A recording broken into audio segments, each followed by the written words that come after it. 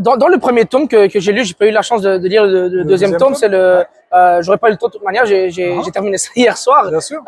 Et honnêtement, j'étais accroché. Genre, j'ai commencé à lire ça dans le bus en rentrant, et tout de suite, c'est venu me chercher. Déjà, je dois vous poser la question. Le personnage Loïc, c'est un self-insert, c'est une auto-insertion? C'est beaucoup d'insertions. Alors, il me ressemble, il a le même prénom, le même nom. Oui. Mais en fait, c'était le Loïc que j'avais imaginé en 2003 et que je ne voulais pas devenir. Ah. C'est encore plus dur que ça. Et en fait, je suis en train de devenir exactement comme ce personnage-là. Et je le vois surtout dans le tome 2. Dans le tome 1, à la limite, en surface. Et dans le tome 2, ouais, carrément. Ah non, mais le personnage Donc, Loïc, je sais pas si c'est exactement où, c'est quelqu'un qui galère un peu, disons, Ouais. Oui, c'est vrai. qui est pas... C'est vrai. Il est agent de sécurité, comme voilà. moi. Oui, non, c'est exactement, c'est pour ça que je dis, vous êtes agent de sécurité de formation, et lui, il est agent de sécurité. Oui. Et les autres personnages aussi, que ce soit Akiko, et aussi certains des personnages... Il ressemble à des comédiens ou des gens connus, c'est ça? Oh mon Dieu, c'est quoi ça, Solène la Royale? Ah, Solène la Royale, tu penses? Oui, Solène la Royale, c'est Colonel Royal. Oh, tu connais ça? Mais non, mais c'est immédiatement, moi j'ai vu ça, moi je suis comme ça, c'est niveau les noms, c'est niveau Ryonosuke Naruhodo de Phoenix Wright et de Gyakuten Saiban, vous connaissez là? Oui, non, mais c'est le même niveau là, le niveau des noms là, c'est comme ça, c'était Dans le 2, il y en a encore des trucs pires que ça. Hein. Genre Sakai Kojinama, bah c'est Hideo Kojima. Hein. Oui. C'est clair, hein. C'est clair. Ah non, mais on a franchement, compris. Tu fais OK. Donc il y a plein de trucs comme ça, mais c'est subtil. C'est-à-dire qu'en fait, c'est vraiment inséré en mode.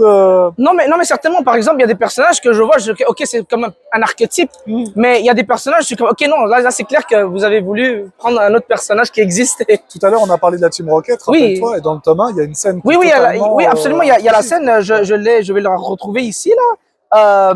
Oui, où les deux, les Shina et Shino. Ah oui, voilà, c'est ça. Les Shina et Shino, ils sont là en train de faire un speech. Ouais. Oui. Et c'est totalement ça. Et Solène la Royale, donc t'en parlais tout à l'heure. Oui.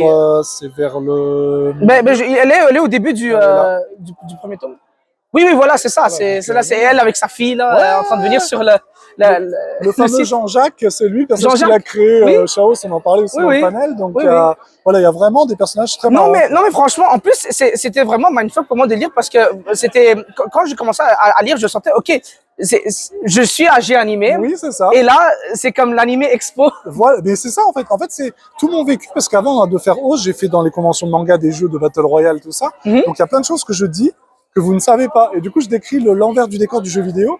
Par exemple, en France, on a une chaîne qui s'appelle Game One, où d'ailleurs le personnage de Shinama, il va. Oui, mais justement, les affaires comme Go Live TV, voilà, oui, c'est tous des références à des chaînes qui existent, oui, voilà. Exactement. Et ceux qui ont lu mon manga de No Life et de Game One m'ont dit, en fait, c'est génial parce que ton manga, en fait, ça raconte vraiment les coulisses des émissions télé ou de trucs et tout. Donc, c'est vraiment la vérité, quoi, que je raconte dans la plupart des cas, quoi.